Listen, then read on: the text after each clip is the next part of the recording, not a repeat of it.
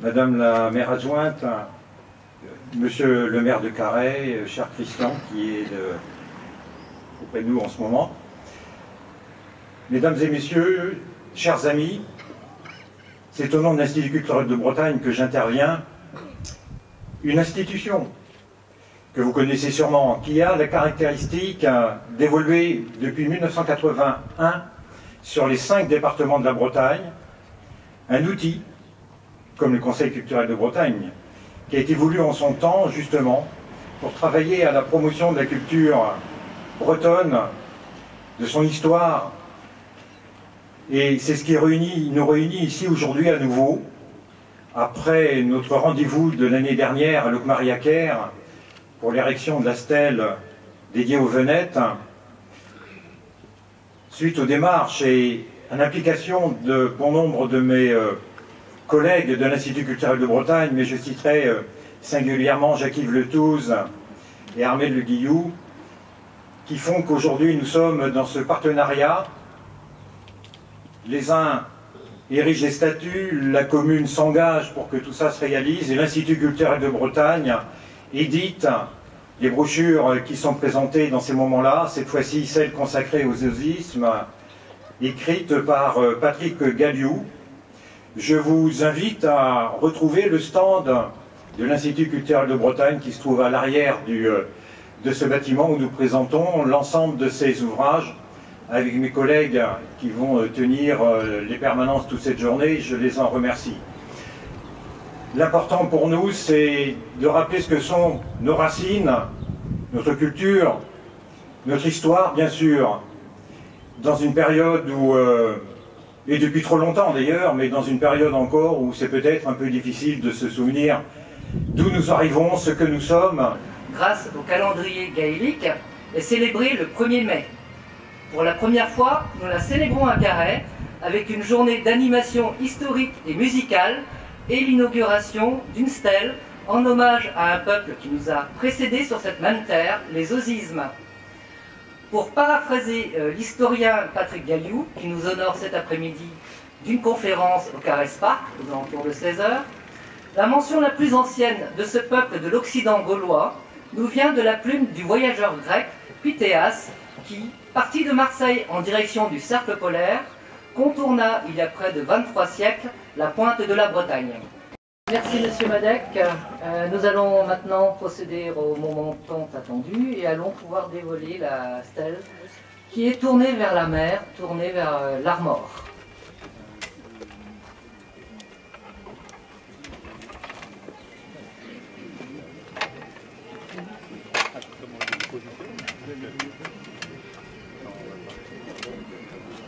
Oui.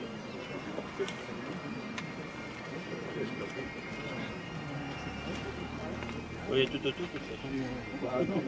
Il y a que là qui a pas le temps. Peut-être, je vais regarder.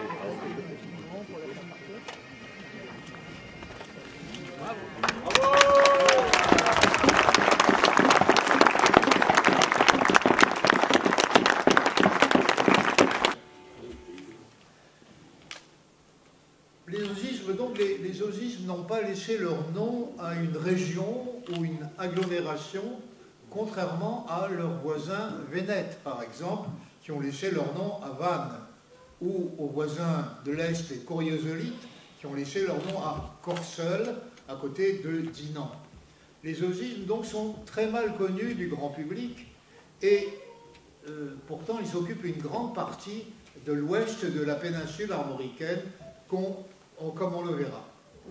Pourtant, c'est aussi un des peuples les plus anciennement attestés en Gaule. En effet, dans le dernier quart du IVe siècle avant Jésus-Christ, en effet, le navigateur de Marseille, Pythéas, il longe les côtes occidentales de la Gaule et il s'en va explorer la Grande-Bretagne et puis même bien plus au nord, peut-être jusqu'au cercle arctique.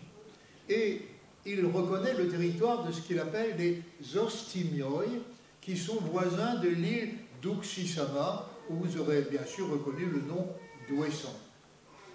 Le géographe grec Strabon, qui écrit au début du 1er siècle après Jésus-Christ, note, lui, qu'ils étaient appelés Osismioi. C'est le nom que l'on retrouve également chez César, dans ses commentaires sur la guerre des Gaules, où il les appelle Osismi, d'où le nom français d'osisme. Alors, comme l'a montré Léon Fleuriot à la fin des années 1970, ce nom est un nom celtique et il trouve son origine dans une forme ancienne qui serait postimios ou postimioi, et le P initial, le P du début, tombe en celtique ancien. C'est bien qu'au lieu d'avoir postimioi, vous vous retrouvez avec ostimioi. Et en fait, c'est le même nom indo-européen que le latin postumus, qui veut dire le tout dernier, le tout dernier. Et en fait, tout simplement, les osismes sont les ultimes, les derniers, ceux du bout du monde, évidemment.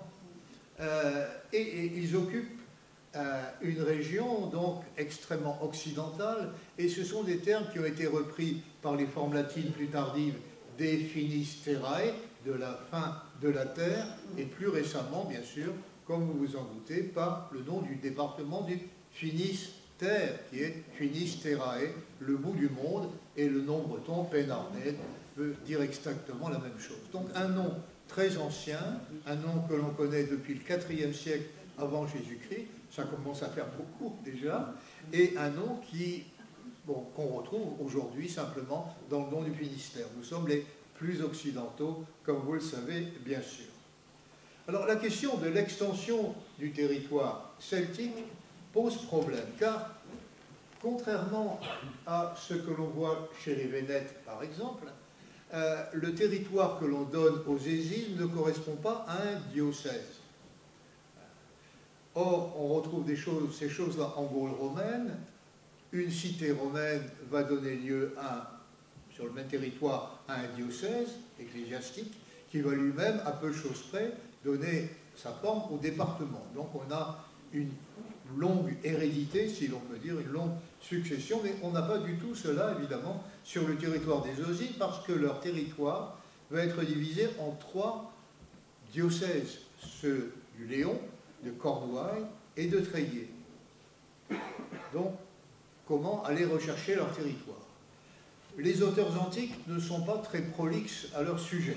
Ils vont dire simplement que les osismes occupent la partie occidentale de la péninsule armoricaine et ils se trouvent en face d'Ouessant et de Saint, de l'île de Saint, qui s'appelle dans l'Antiquité Sénat. Son nom n'a pas beaucoup changé.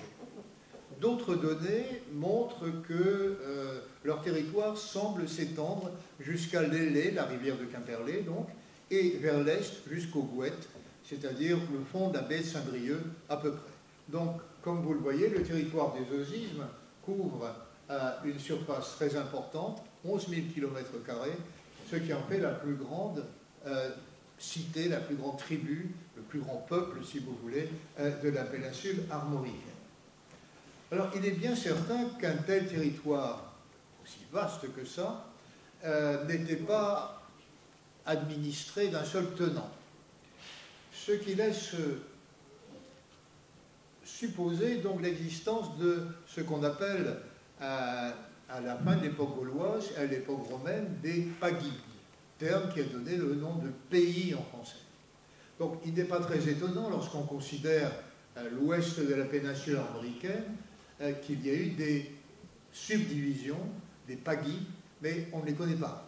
On ne les connaît pas parce que les textes antiques ne les mentionnent pas. Et que, d'autre part, les inscriptions romaines, en latin, si vous voulez, dans l'ouest de la péninsule armoricaine, sont très rares. Alors qu'à Rennes, existent des inscriptions qui nous donnent le nom des différents pagis des Riedones, le peuple de Rennes. Donc, voilà, un problème, donc, et puis, la géographie particulière de la péninsule armoricaine, les 2 grandes lignes de relief, les monts d'Arrée et leur suite au nord, la montagne Noire au sud, créent quand même des difficultés à la circulation, au passage, créent des blocs, il faut bien l'avouer, que l'on reconnaît encore dans l'histoire récente de la Bretagne.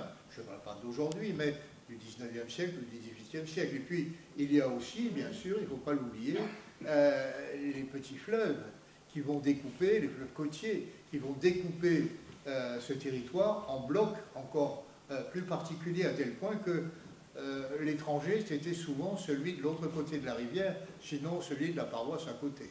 Donc il faut imaginer quelque chose d'assez morcelé, mais peut-être néanmoins fédéré, pour créer ce qu'on appellera une cité.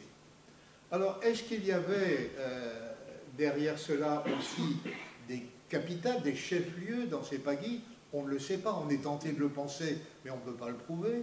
Il y a bien sûr le camp d'Artus en Huelgoat, qui pourrait, on en reparlera tout à l'heure, et également le Yodet en Ploulaire, à l'embouchure de la rivière de Lannion, on en reparlera tout à l'heure aussi. C'est possible. À l'époque romaine, il y a de nombreuses agglomérations secondaires, Lannion, Morlaix, Landerneau, Quimper, Quimperlé, mais est-ce que ces agglomérations correspondent à des subdivisions? Est-ce que ce sont des chefs-lieux de canton, dirions-nous aujourd'hui? On ne peut pas le prouver, on ne le sait pas. On le suppose, mais on ne peut pas le prouver encore une fois. Donc, je le répète, les documents épigraphiques sont extrêmement peu nombreux, ce qui pose de gros problèmes, bien sûr. Alors, c'est un peuple maritime, bien entendu, les Osismes, parce qu'ils sont entourés sur 3 côtés par la mer, la Manche, l'océan Atlantique, bien entendu. Et la mer va jouer un rôle capital, je dirais, dans l'évolution des Osismes et au fil des siècles. Contrairement à une opinion souvent répandue, je dirais, de Parisiens, l'Atlantique et la Manche n'ont jamais constitué des barrières, des passages infranchissables. Bien au contraire, on n'est pas dans une prison maritime, pour reprendre le nom d'un célèbre roman, au bout de la terre connue. On est là, au contraire, au bout du monde certainement, mais regardant des mers qui sont des lieux de circulation. Et ça depuis le début des temps, depuis peut-être pas le paléolithique, mais le mésolithique sûrement. Donc on a quelque chose que l'on va retrouver voilà, au fil des siècles. Et je vous donne ici, pour simplifier un peu les choses, un petit peu une chronologie générale des différentes phases que l'on va aborder, le bronze final, le premier âge du fer, le second âge du fer, l'époque romaine. Ces chiffres ne sont pas exacts, ils sont vers quelque chose, il faut bien le comprendre ainsi. Alors, ces mers bordières ont servi de lieu de circulation, d'axe de circulation aux hommes, aux objets, aux idées aussi, bien sûr, et on le voit dans le développement des monuments mégalithiques sur toute la façade atlantique de l'Europe. Ça en a fait l'une des zones les plus actives du continent, très certainement. On l'a dit, ceci est attesté au néolithique, au bronze ancien et également au bronze final, donc qui marque le début de notre récit vers 1300 avant, à peu près, pour simplifier. L'ouest de la péninsule est à cette époque occupé par des communautés d'agriculteurs et d'éleveurs, dont les modes de vie, l'économie et les formes d'habitat ne vont pas énormément varier au fil des siècles. Ce sont, je dirais, des descendants des habitants du néolithique déjà. Le paysage est défriché et humanisé, anthropisé, comme disent les archéologues. Il y a des villages partout, des villages ou des fermes isolées. Les forêts ont été détruites, ont été pour laisser place tout simplement aux cultures. Ce n'est plus le mythe de la grande forêt centrale qui occupait la péninsule armoricaine comme on le croyait au XIXe siècle. Et on le voit donc, on voit partout des fermes, ce qu'on appellera des fermes, si vous voulez bien, avec des pâturages, des parcelles cultivées, et les habitants de ces fermes pratiquaient quoi? La culture des céréales, tout bêtement, l'élevage des ovins, des bovins, des porcs, quelque chose de très très banal qu'on va retrouver dans, je dirais, presque toute l'histoire de la Bretagne. Peu de ces habitants ont été fouillés, encore ceux du bronze ancien, dans l'ouest de la Bretagne. J'en citerai un ou deux exemples, celui de Mesnotariou à Ouessant, celui de Keraliou en Pont-l'Abbé. Le premier de ces sites, dont vous avez un plan ici au Bronze Ancien, est occupé pendant une longue période qui va aller de 2200, 2000 avant Jésus-Christ jusqu'à peut-être 400 ou 500 ou 400 avant Jésus-Christ. Une longue période donc. Une surface d'à peu près 2000 mètres carrés, des bâtiments assez nombreux qui sont montés sur des poteaux porteurs ou sur des solins de pierre, des bases de pierre sèche, si vous voulez, avec des murs en bois et en argile, ce qu'on va retrouver encore une fois dans toute la préhistoire et la protohistoire européenne. Alors, il y avait à côté de l'habitat une zone artisanale, probablement, avec des foyers, et on y travaillait le bronze et la poterie. Donc, on a quelque chose d'assez important, ici un village qu'on ne retrouve pas très souvent, il faut le dire, dans l'ouest de la France. D'autres sites, on peut mentionner l'oratoire en Plougadou, on a un bâtiment de forme rectangulaire, de plan rectangulaire associé à un enclos, ou celui de Keralio en Pont-l'Abbé, où vous avez une maison étable, c'est-à-dire que sous le même toit sont logées les vaches et les habitants, ou les vaches ou les porcs.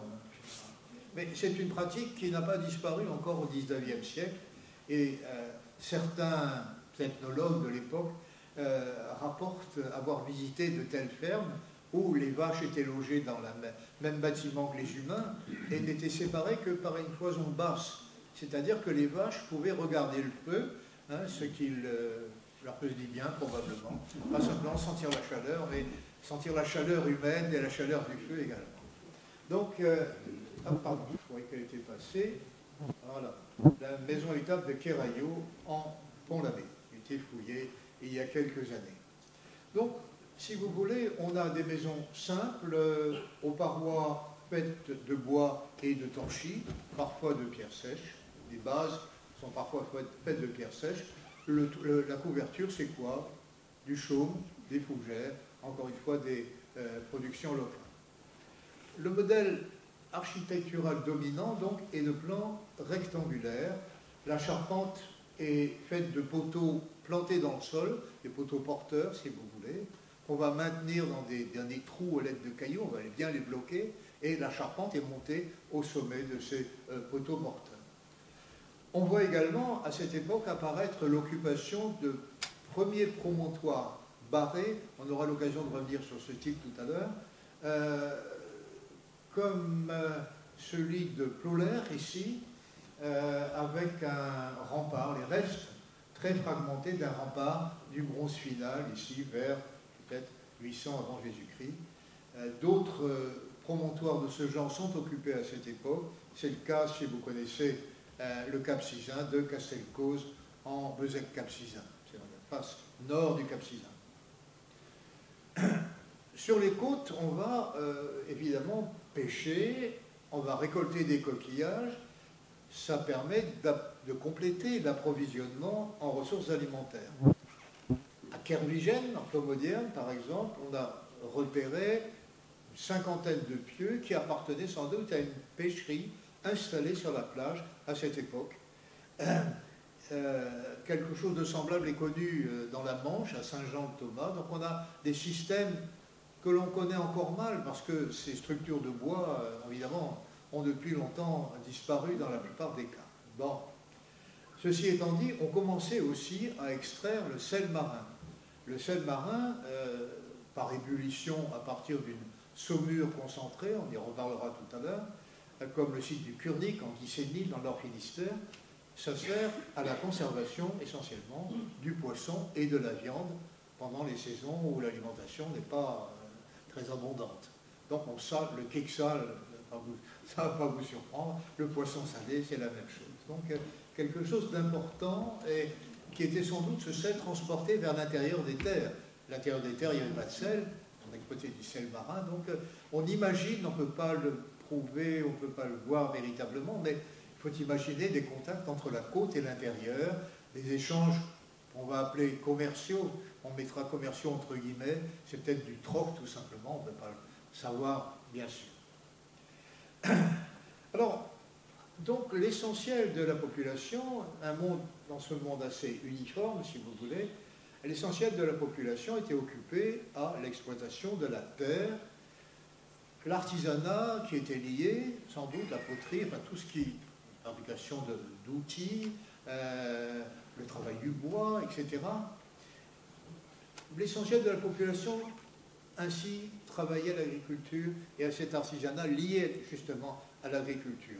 Et il faut imaginer que le nombre de ceux qui travaillaient les métaux était probablement assez bas. Il n'y avait pas énormément de gens à extraire les minerais, surtout l'étain d'ailleurs, ces minerais qui étaient nécessaires à la fabrication des outils et des armes.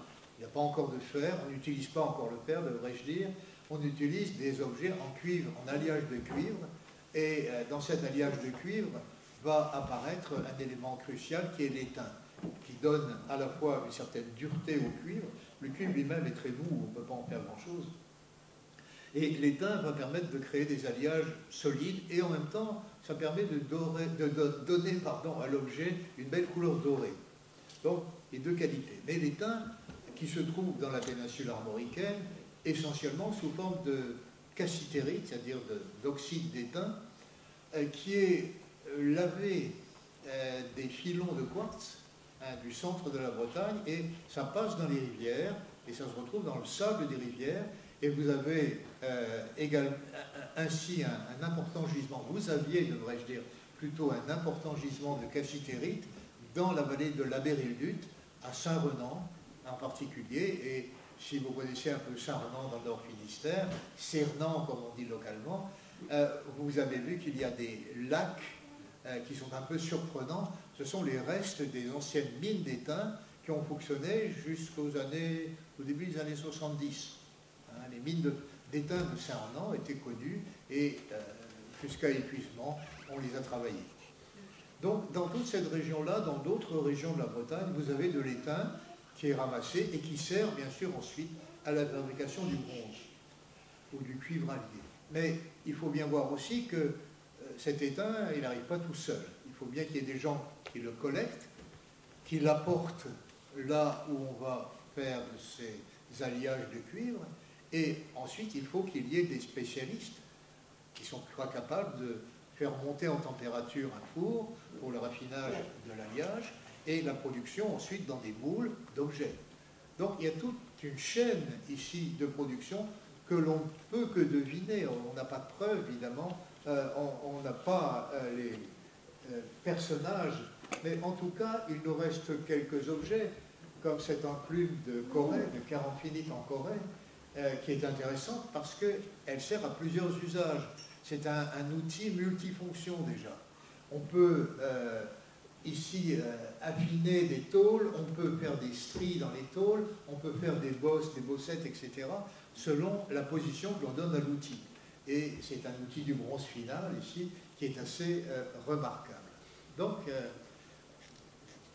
je crois que c'est le seul outil de ce type qui soit connu d'ailleurs dans la péninsule armoricaine. Alors, si l'on peut dire que les formes de l'occupation, de l'exploitation du sol, ne sont guère différentes de ce que l'on voit à la même époque dans des régions de même nature, les îles britanniques, c'est à peu près pareil, simplement l'environnement est le même. Mais les armes qui sont produites dans l'ouest de la péninsule, au bronze final, témoignent au contraire de contacts maritimes à long terme. Et c'est le cas en particulier de ces épées qu'on appelle en langue de carpe, le terme qui est passé d'ailleurs en anglais et en allemand. Ces épées se caractérisent par leur pointe très, très effilée, vous voyez. Donc c'est le nom qu'on donne à ces épées. Et ce qu'il faut bien voir, c'est que ces épées sont très largement diffusées, comme vous le voyez sur cette carte. Le dépôt le plus important et le plus ancien, d'ailleurs, qui n'apparaît pas clairement sur la carte, c'est celui de Huelva, en Espagne, à l'embouchure du Guadalquivir, où un dépôt marin a livré une quantité importante de ces épées. Elles ont été imitées le long des façades atlantiques de l'Espagne, de ce qui sont aujourd'hui l'Espagne et le Portugal, puis de la France, et on a commencé à en imiter, à en fabriquer dans la vallée de la Loire. Et donc, vous voyez qu'elles se sont largement diffusées dans la péninsule armoricaine, jusque chez les Osites, et également, comme vous le voyez, dans les îles britanniques. Encore une fois, on commence à apercevoir les liens qui se créent ici entre la Gaule continentale, les îles britanniques, etc. On y reviendra tout à l'heure. Donc on a ce qu'on appelle ici un complexe atlantique qui va s'étendre du sud de l'Espagne jusqu'à la mer du Nord. Les bateaux, les gens circulent encore. Donc c'est quelque chose de très, très intéressant. Il faut se souvenir aussi que le cuivre n'est pas très abondant en Bretagne. Que donc, pour façonner des objets en cuivre allié, il faut bien importer du cuivre. On l'importe d'où?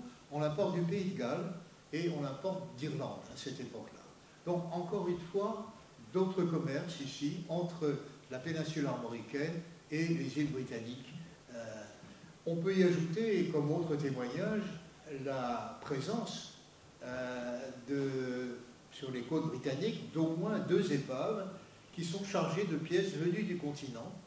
On n'a pas récupéré les bateaux, évidemment, le bois a pourri depuis longtemps, mais les objets de métal ont été récupérés, ont été dragués. Donc, encore une preuve d'échange entre ces communautés armoricaines, les îles britanniques, l'Angleterre actuelle, le Pays de Galles, l'Irlande, etc. Pas l'Écosse encore.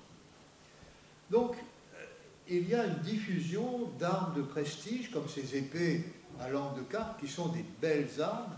Lorsqu'on les voit, on dirait, ce sont des très beaux objets, qui n'étaient pas destinés à tout un chacun, il faut bien l'imaginer. Ce sont des armes de l'élite, de l'aristocratie de l'époque.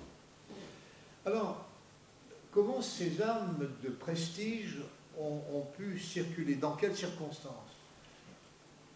D'un commerce peut-être, mais je pense plutôt des dots. Tu épouses ma fille, je te donne une épée. Des liens, des pratiques culturelles, des passages de druides, on va les appeler druides, ils ne sont pas des druides encore, etc., de l'Angleterre actuelle à la Bretagne actuelle, des déplacements d'individus, d'artisans. Il ne faut pas imaginer qu'à cette époque, l'Europe soit une zone fermée où les gens ne bougent absolument pas, bien au contraire. On s'aperçoit aujourd'hui, grâce aux études sur les isotopes d'oxygène, en particulier et de strontium, qu'on peut connaître l'origine de naissance des gens et suivre leur déplacement. Et on voit ainsi des gens qui sont nés au sud de l'Allemagne, qui vont mourir au Danemark. On voit des gens qui viennent des Alpes et qui passent en Grande-Bretagne, etc. Donc il y a une circulation d'idées, de gens. C'est un monde ouvert, c'est le monde Schengen, si vous voulez, avant l'époque.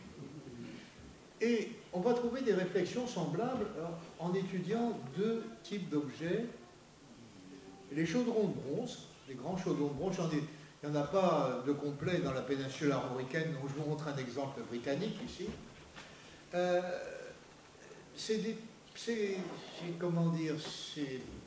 chaudrons correspondent à des banquets collectifs, aristocratiques bien sûr. On réunit les aristocrates, un grand chaudron de bronze, on met de la viande dedans à bouillir, pas à cuire à petit feu, mais à bouillir, et on la sort à l'aide de crochets à viande, qui sont spécialisés, et ensuite, évidemment, la viande est partagée entre les membres de l'aristocratie qui sont réunis en banquet.